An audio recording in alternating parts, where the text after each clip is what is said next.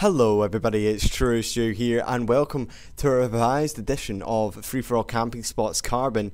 This is because I felt that the previous camping spot edition was suited towards SMGs and shotguns and I wanted to make one that was catered towards assault rifles. Alright, let's get into the spawns. There's one at the S&D A-bomb site and another to the north in the Monster Truck building. There's also one each in bottom blue, bottom testing, and at the bottom of the metal stairs, and there's also one to the right on the big road. Alright, let's get into the gameplay. Now before we begin, let me just show you some footage I got this morning to illustrate a point I have to make.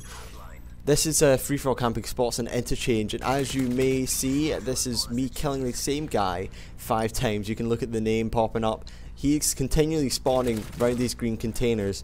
Now this is what the camping spot and interchange does. It's pretty much controlling 1 or 2 spawns, and that's what a couple of the free for all camping spots are like.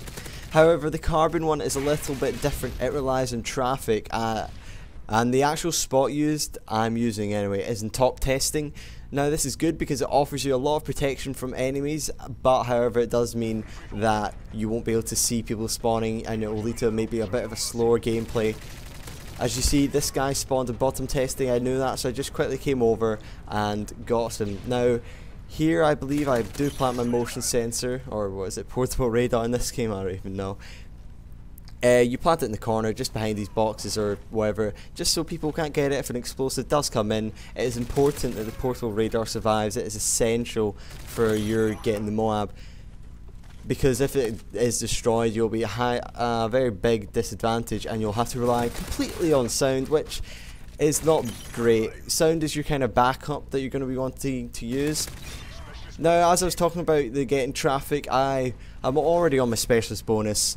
Less than a minute into the match. Now this is a pretty good starter and it does lead people to come back and try and revenge kill me. However, even so, even though I got 7 kills within a minute, I believe the traffic does die down a little bit, and that's what the annoying part of this spot is. However, as you see, I do move up towards these barrels and you can see the rest of the map here, and furthermore, not only can you kill people like this guy in top green, which I do eventually go back and kill, but people will spawn behind you like that guy, except you've just got to be ready. You can either use your portable radar to rely on, or you can listen out for the distinctive sound of wood clunking, which is like boom boom boom boom. I'm tapping my desk here, I don't know why.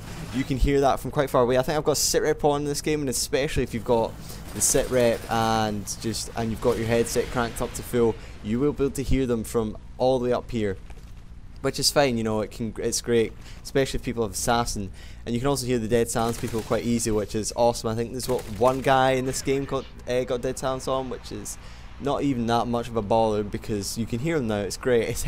It's awesome.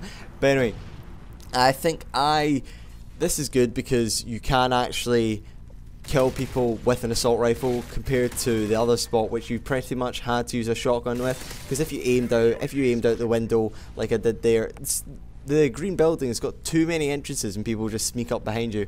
Whereas this, I chose this spot mainly because it only has, well, the top part of it only has 2 entrances, and it's also got a height advantage over ADOM, which is really nice. And a lot of people will spawn bottom blue and bottom metal stairs, and you'll be able to get height advantage on them. However, people who like that, who spawn bottom blue or monster truck, will run back and you'll just have to head glitch the desk or whatever there.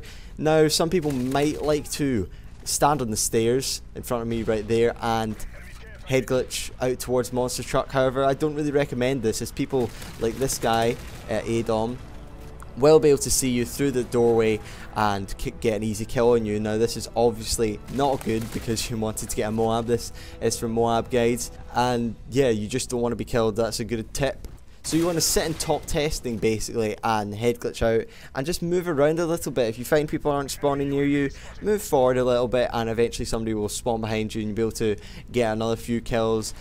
Now it's debatable whether you need a silencer or not, because obviously I have been talking about the traffic, and if you wanted to go with the impact route, it'd be a good idea, because instead of using dual attachments and silencer extended mags, you can maybe go impact and extended mags. It's one of my favourites, because obviously carbon has a lot of penetrable cover.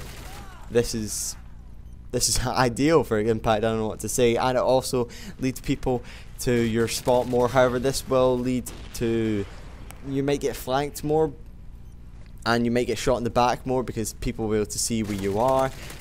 However, you are in a corner essentially. You're on the very corner of the map, so it's going to be rare for people to be able to. However, I just really like the M4 with Samsung extended mag, so I decided to use it that game. And yeah, there's the Moab. I believe it was about a 5 minute Moab. Pretty nice, usual consistent length. Not anything amazing, but just something consistent and that'll work game in, game out. I hope you guys enjoyed. I do believe this is one of the better spots in the game, and I will see you all later. Goodbye.